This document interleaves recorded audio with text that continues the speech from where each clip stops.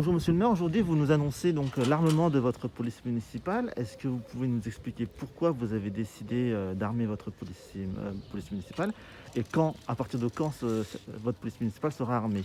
Alors, le pourquoi, c'est une question qui est importante. Ça fait partie de l'évolution que l'on veut donner à la partie sécurité de notre commune.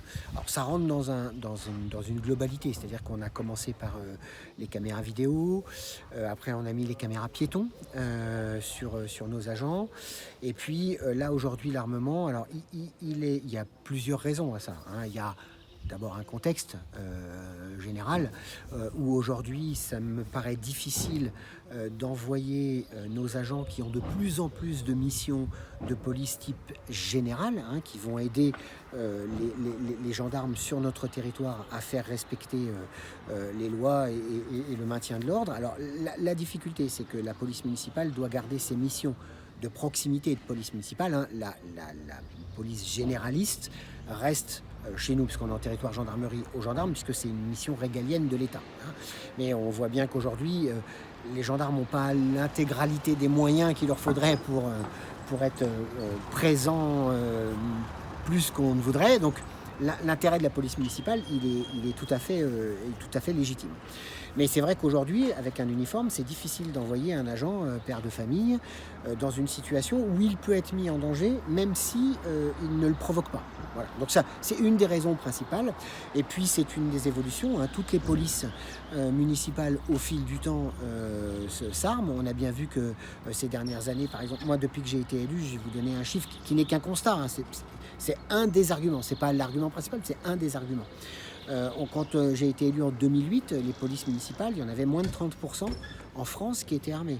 Aujourd'hui, on est pratiquement à 80% des polices municipales. Alors les grosses polices, comme celle de Meaux par exemple, où il y a pratiquement presque plus de policiers municipaux que de policiers nationaux, ils ont vraiment des missions de maintien d'ordre. C'est pas notre cas aujourd'hui, mais il faut quand même comprendre et s'apercevoir que aujourd'hui, c'est l'uniforme qui est visé et qu'on peut très bien avoir des agents de police qui tombent nez à nez avec des gens armés, sans foi ni loi, et on ne leur donne même pas le moyen de pouvoir répliquer ou se défendre. Donc voilà, ça fait partie de ça. Après, il y a le recrutement aussi qui est difficile. Il ne faut pas se voiler la face. Le recrutement qui est compliqué quand vous êtes pas armé.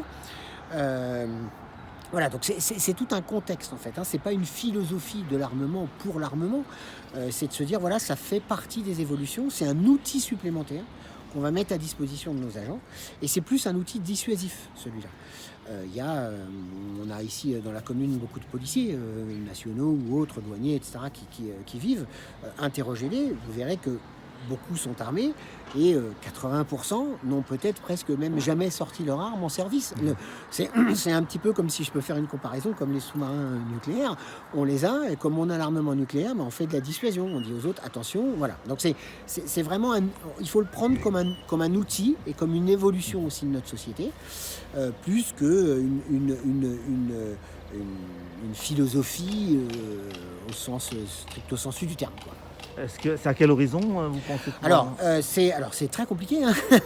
Il y a beaucoup de démarches. Donc là, pour l'instant, c'est la commune qui a reçu l'autorisation de la préfecture de pouvoir armer sa police municipale. Donc on a fait tout un tas de démarches, on a toutes les autorisations, etc. Et au fil du temps après, je solliciterai pour chaque agent le préfet pour qu'il donne son autorisation à l'agent. C'est le préfet qui donne son autorisation à l'agent à la suite d'une formation. Donc il y a une formation théorique, puis une formation pratique, et puis une demande d'accréditation avec un certain nombre de démarches administratives à faire. Donc ça dure plusieurs mois. Donc la décision de l'armement, elle a été prise, on en a parlé en conseil municipal la semaine dernière. J'ai fait voter une délibération, même si ça reste dans les capacité du maire, puisque ça fait partie des pouvoirs de police du maire. Mais moi, j'ai préféré avoir la sollicitation de mon conseil municipal qui l'a voté à l'unanimité. Donc c'est ça qui est bien. Ma majorité et l'opposition, tout le monde était d'accord sur le principe.